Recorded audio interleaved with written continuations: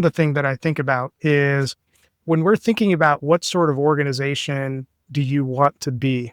And specifically, how do you want your people to show up in that organization? There's two interesting paths that you laid out.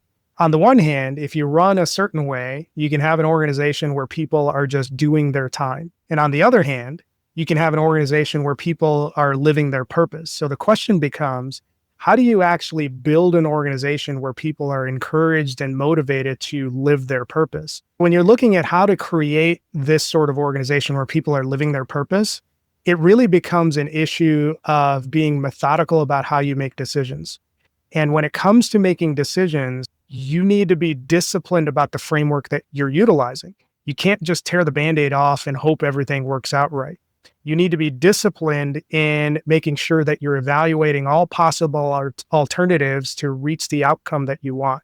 Then you need to make sure that you're prioritizing how you want to go about this decision-making process.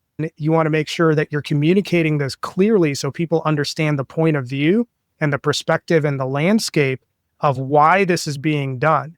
And that's probably where a lot of organizations go sideways, is that anything that happens in the boardroom is held out of sight from the front line. So people in the front lines are always thinking this is going to come out of left field. Once you've done that and the decisions have been made, the next step becomes, how do you upskill, reskill, and realign your existing staff to meet the moment and the needs going forward? So if you take that structured approach going forward, you can minimize a lot of the pain and bad feelings that comes out of decisions that you have to make to serve the bottom line or serve the economic conditions.